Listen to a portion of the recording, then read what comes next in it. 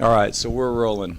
Okay, here I am, AKMat, and I've got Johnny Johnson with me, Hall of Fame coach, Dillingham High School, coached them to how many, 3 state titles?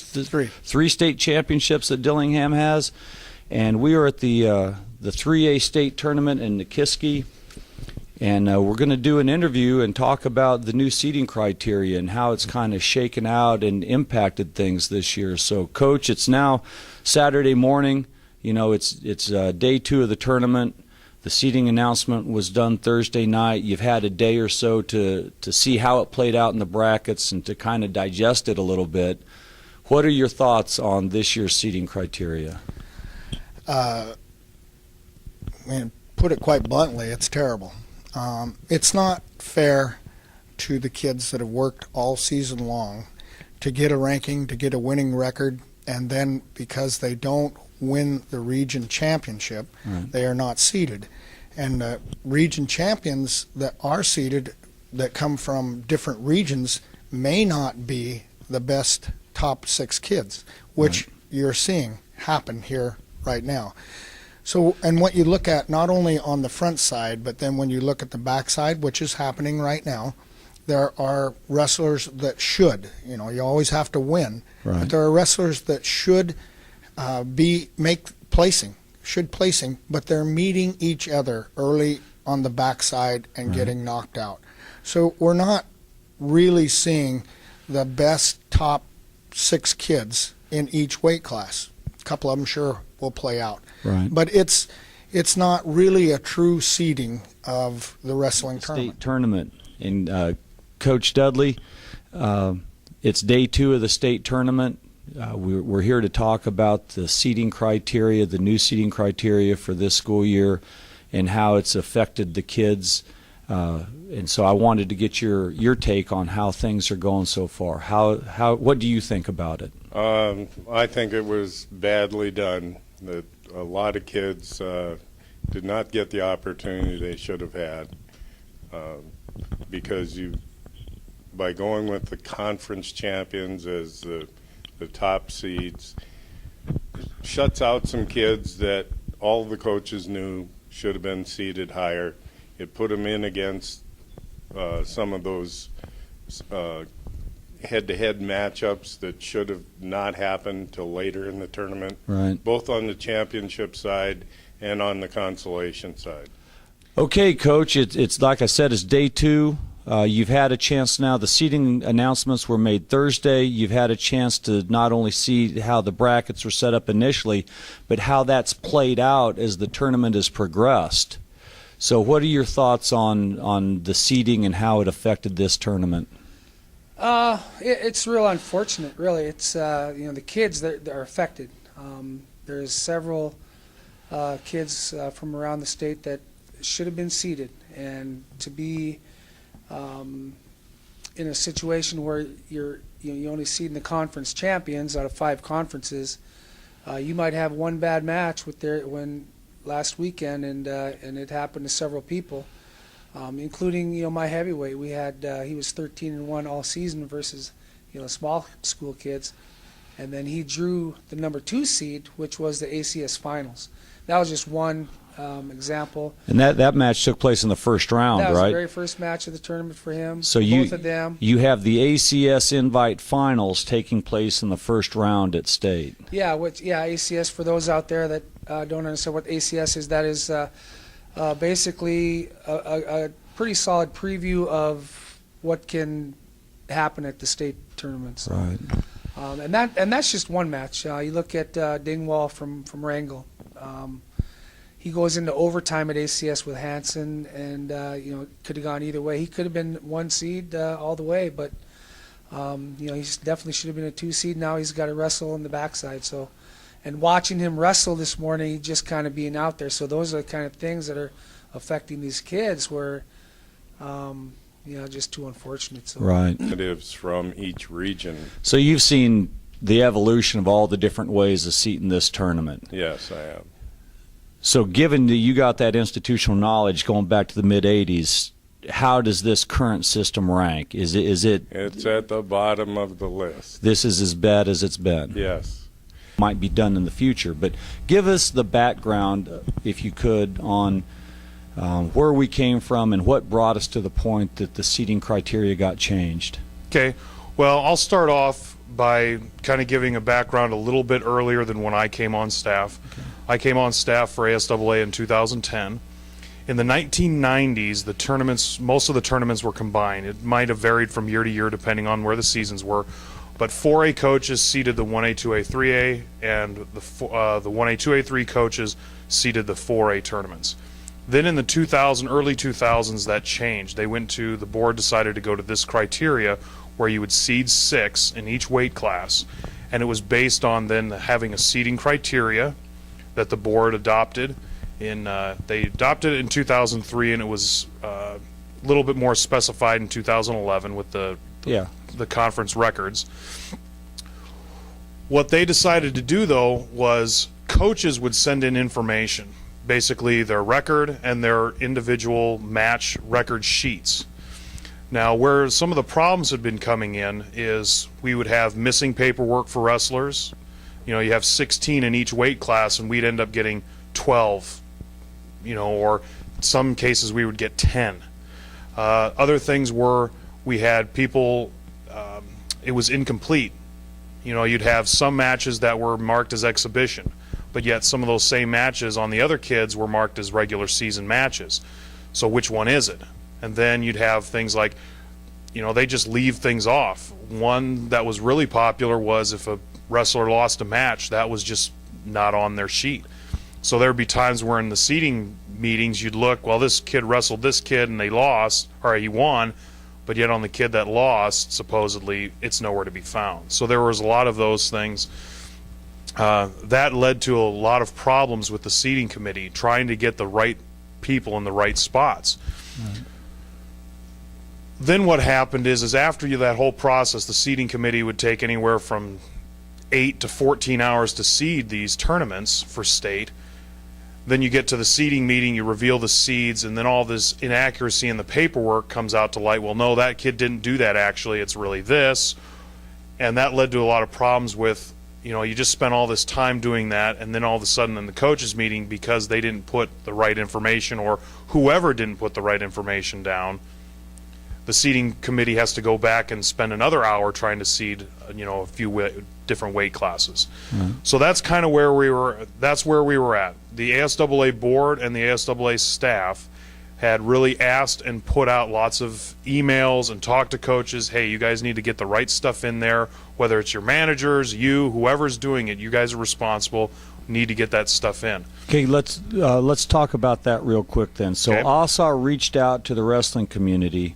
I was told by one ASAA member that they went specifically to the 4A Wrestling Coaches Association president. Do you know if that's accurate? That is accurate.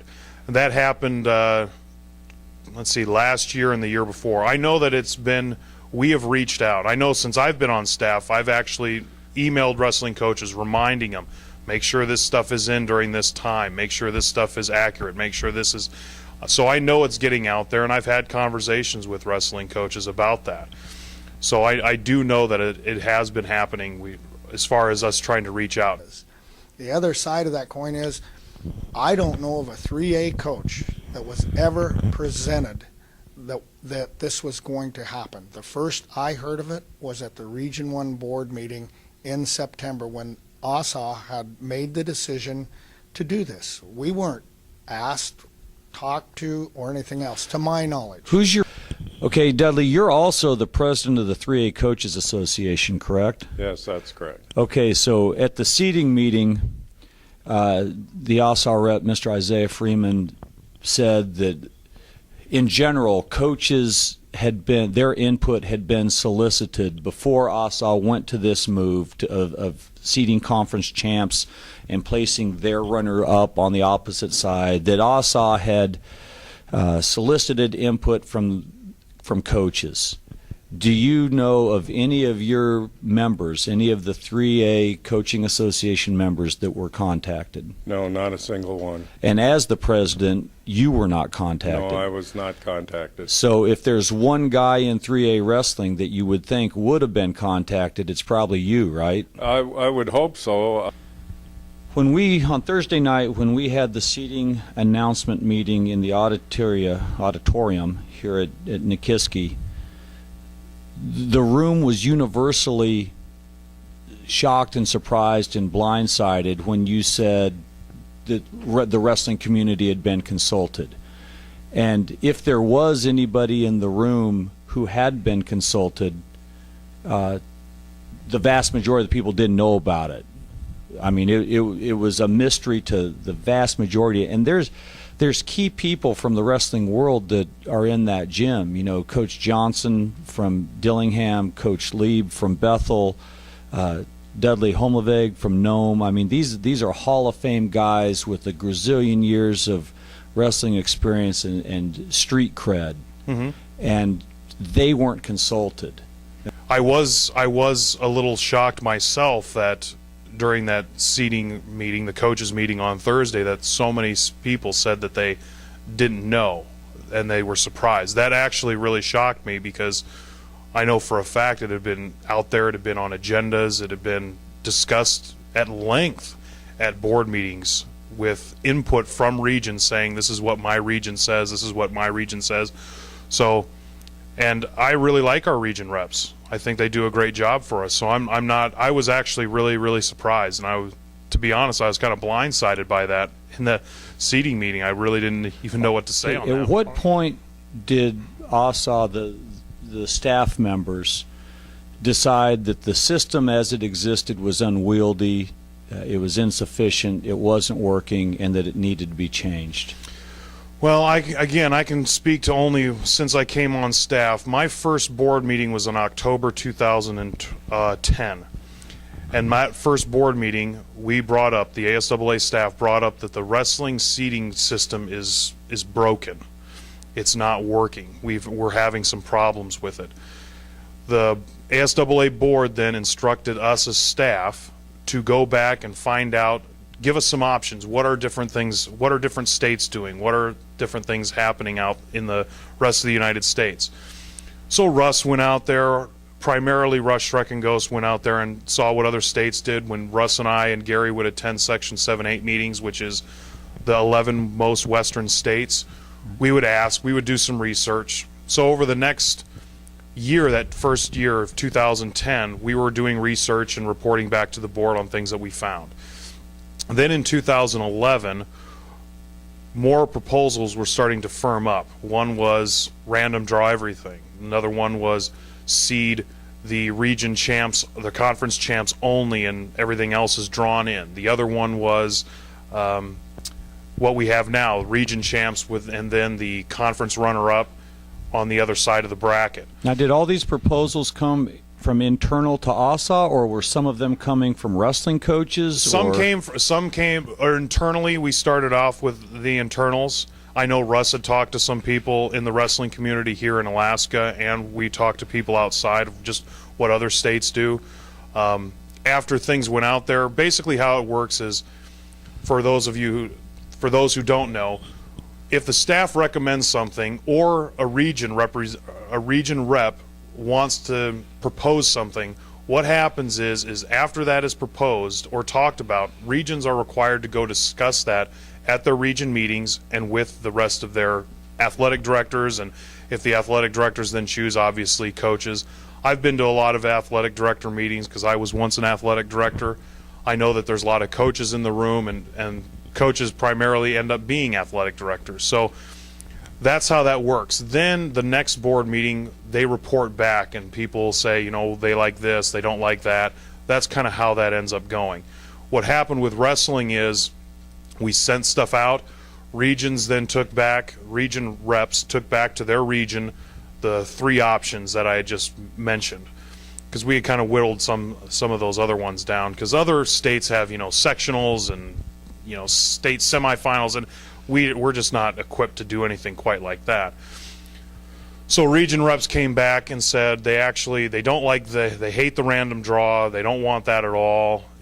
These other two are better than the random draw, and out of these, this is the one they like the most. And that was actually in the December 2011 meeting, and then also the January or February 2012 meeting. Those things were discussed. Now, somewhere right in there at the same time was also the proposal to go to a dual team format for the team championship, right? Correct. That was part of that. When we talked about wrestling, there was the seeding, who would be seeded, the seeding system kind of being broken, and then also the dual team championship proposal. Right. And that's kind of started internal, and we talked to some other coaches, obviously again from Alaska, would this work? This something that a good idea? Ultimately, when the regions came back on that issue, they said no, that really wouldn't work. So that one kind of died. As you said, the system was broke, at least in the 4A world. Do you have any complaints against the 3A and the way that they had been turning in their data and the way that their announcement meetings were being ran? Yes, I would say that the 1A, 2A, 3A was not nearly as much of a problem as the 4A was. Was it perfect for the 1A, 2A, 3A? No. We still would miss a lot of information. I'm the one who collects all those seed sheets, and I've got to kind of beg, borrow, and steal to get some of them. Like even this year, we ended up having, just for conference champions to be seeded, I was still missing 2 of those. So it's very, very tough to get those, even at the 1A, 2A, 3A level. The coaches meeting and the seed meetings and stuff, the 1A, 2A, 3A does, again, operate a little differently than the 4A. But, it's kind of across the board. Was it more severe in the 4A level? Yes, I can definitely say that. But was it missing from the 1A, 2A, 3A level and not at all an issue? I would say no, it was. Just not as great. Okay. So it was broke. It needed to be fixed. So do you feel like ASAA did due diligence and tried to get input from the wrestling world and come up with something that would work? I do. I really feel that we did. I know that I've talked to lots of different people about it that knew, coaches and other people who were concerned about this before the vote happened, who knew about it and expressed concern to me about it. And so it was, I really do think that we did do that. I know that some people won't agree with me on that, but and that's fine. That's your absolute right. I won't. We'll just have to agree to disagree on that. But I really do think we did. This was about a 2-year process.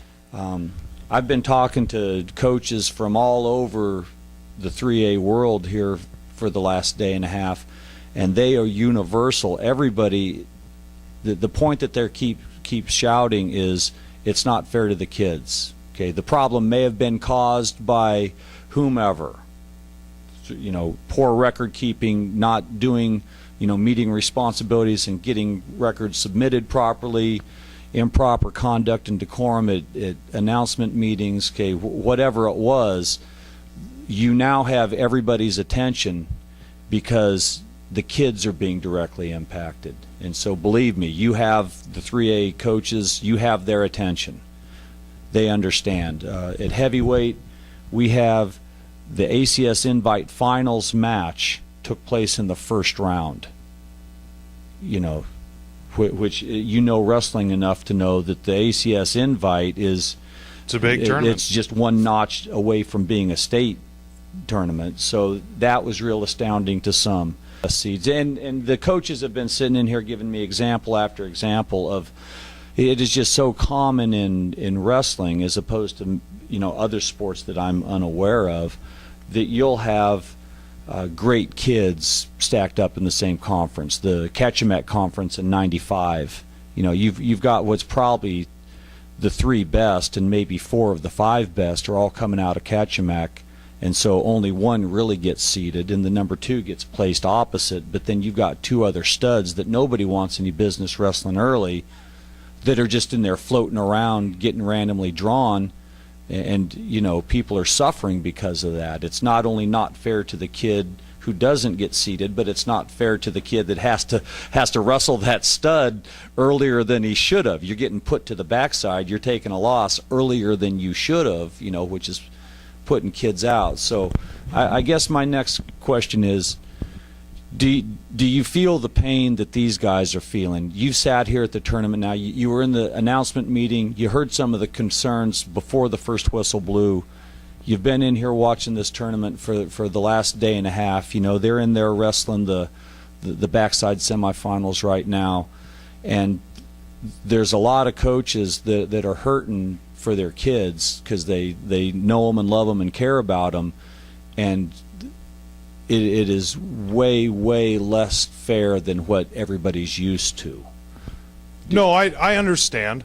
I understand that the coach's concerns, and I don't disagree with them in the fact that, you know, sometimes the kids get hurt, and unfortunately in the business, when you're dealing in sports, if coaches aren't doing their job and aren't doing certain things, you know, and this isn't just wrestling, this is across the board, kids end up suffering, and that's a horrible thing, and I don't relish that, and I don't like that, but at the same time, you know, it ended up being done. And, you know, to your point, so I do understand their pain. I understand why they're frustrated, and I don't take it lightly, and I know that, you know, I'll be reporting on this to the board and to the staff on our board meeting, because they'll be very curious. And let's talk about where we might be going in the future. A couple years ago, when the ASAA board members decided that the system was broken and it needed to be fixed, you know, just like we've been talking about, and you started coming up with ideas. I know that track wrestling existed, but I don't think anybody understood, at least in Alaska, it wasn't understood, and its potential wasn't understood. And Ed Gravely and the Alaska USA freestyle wrestling community have been instrumental in the folk style, the scholastic wrestling community becoming aware of it and its potential and what it can do. And so as a fan myself, I'm sitting here looking at the problem that's broke, as you have laid out for us, and the solution to it is sitting right in front of us. You know, track wrestling solves the problem of data. You mandate it, as you have with 4A, and I don't know if you were in the room, but the 3A Coaches Association voted Thursday night a unanimous vote that they are going to mandate it internally amongst themselves. 3A will use track wrestling, and they will produce this data because they want to solve the problem just as bad as you want the problem solved. So in light of that, if ASAA is handed all the statistics that are required, and so that complaint of yours goes away. The seating announcement problem, as ASAA has already directed, you found a way to solve that problem, and it'll be done online. The announcements will be made on ASAA's website. There is still procedures in place if a mistake's been made that you can rebut it, challenge it, you know, voice your concern or whatever, but it'll be addressed that way instead of the way it was handled in the past at a meeting with everybody in the room. So if those two major factors that led to the change, if they're both fixed, is there a reason in the world to not go back to seeding the top 6 or seeding the top 8, using that data, that information that's there, and get back to the way that it's been done historically, where we seed the top kids? Well, I don't see, in the future, I see us it's a possibility going back to the 6. Like you said, track wrestling, in 2010 when we started this process, more so, 2010 we were kind of gathering some ideas. End of 2010, 2011, we really started talking with the president of track wrestling, Russ and I did, many times, trying to figure out, would this work, could it work? And Ed Gravely, like you said, was using it for my first introduction to it was in 2010 for the 4A state tournament. 2010 at the time, and it was great. And that's reported to the board. We started researching it, and actually in September we actually met again with the track wrestling person and talked to him about the seating criteria that had been adopted, the one that we currently have, as well as the one that had been in the past. And they can do all sorts of different things. with that. We can put in any kind of seeding criteria we want into track wrestling, and it can do it for us. Just so people know, on AKMat, I know that there has been some rumors out there that 4A they were going to be using track wrestling and not doing the seeding process that the 1A, 2A, 3A did. I can tell you right now that that is not accurate. I'm not sure where that came from, but the 4A has been required to use the track wrestling stat program. They've been required to use that. We've reimbursed them the $50 this year only for that wrestling stat program. When we seed the 4A, it'll be done just like the 1A, 2A, 3A. I'll collect the paperwork from the conference champions. We'll go in there and we will seed the tournament the exact same way. At the same time, since 4A has been using track wrestling stat program, we will then put the same criteria we used into the track wrestling and see what happens. And we'll be able to see if it works or not. Then at that point we can evaluate, is this something moving forward we can use? Is it something that we can use for seeding 6? So again, I can't speak to the board and how they would vote, but I don't see that this is something that would continue on in its current form if track wrestling does work. I can see us going back to seeding 6, maybe seeding 4 instead, maybe seeding 8. I'm not really sure. Again, I can't speak to what the board would do, but in this current form, if track wrestling works, I don't see this staying the same way forever. Which I honestly can't believe that this seeding will last more than this year. Right. But what happens about the kids that lost the chance because of the way it was set up this year? Right. And you know, the examples are there all over the place. Okay, now Jason Hoffaker, the athletic director at ACS, of course they host the ACS Invite, and he was telling me that he himself spoke with the track wrestling guru back on the East Coast about the seeding criteria, and what he was told by them was they could write the software for our state tournament criteria so that track wrestling would automatically spit out our seeded wrestlers identically to where if you had human beings that sat down and looked at it. That our Alaska state criteria doesn't exist right now in their software, but that they could easily write it for us, and then that would even remove the committee. So basically your season-long input, all that data goes into the computer, and when you hit the button, it spits out you seed it to 6 or seed it to 8 or whatever is voted on. So that would solve the seeding problem right there. But what would you do with the onesies and twosies? Thorn Bay, I think, Manillo. There's 2 or 3 kids on the team. It's the dad that's the coach, and Manillo's the stud. And what would you do for a tiny little school? Well, but he's going to go to those tournaments. He's going to go to Skagway or Petersburg or Mount Edgecombe tournaments, and so that all of his data would end up in there anyway. So it does not have to be submitted by Thorn Bay itself. His data would be captured at the meets by the other schools. Right. Yeah, because at the I'll give you an example of how that works. At the Palmer duels, we're trying to give everybody matches that first night. Right. So I ended up with Austin Rake from Valdez and Lincoln Johnson from Nikiski were listed on the Nome team. Right. Well, and Gavin Maslin from Glen Owlet. Right. They were all listed with the Nome team. Right. So there's the data. It's not listed under Nikiski, but easy to find. Gotcha. Because the coach knows that Lincoln Johnson is wrestling on the Nome duel versus Palmer, so that data is easy to find and capture. Okay, so if that's the Coaches Association's proposal that was voted on and affirmed, how do you go forward with it? I mean, because that carries no weight with ASAA.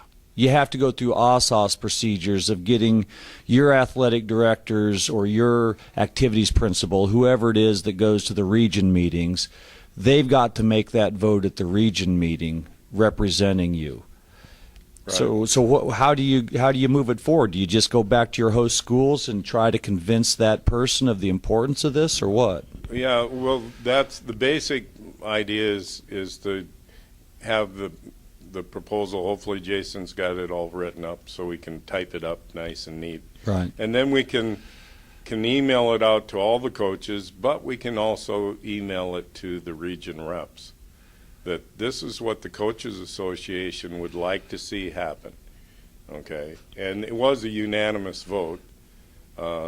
So if an athletic director from, well, I can't use Bethel because nobody's AD there, Delta Junction, if he wants to know about this, well, he can ask the coach if he was at the meeting. Right. You know, he saw the vote, and hopefully, with all of us talking to our ADs and also the region reps knowing about this, it's not going to be a surprise. And if they understand that this is what the coaches would like to see, hopefully we can make some progress in that area. Right. I think at the end of the day, that's what we're all after. It's not so much about pointing fingers and assigning blame and, you know, who broke it. It's this is where we are now. The kids are being impacted. How do we move this thing forward and fix it? Right, because again, what's best for the kids? They work the whole season to do as well as they can so they can be treated fairly at the state tournament. To me, in any sport you're doing, just like the national or the NCAA football, they try to take the best two teams and put them in for the national title. Right. Okay? So why wouldn't you look at the criteria of everyone and break down that criteria and split up the best volleyball teams and seed them, and the best football teams and the best basketball teams? It's not that difficult. We've done it for years in wrestling. They do it all over the nation. We could have taken that tournament, this tournament, and within 2 hours, the coaches in that room, we could have seeded it and got it right.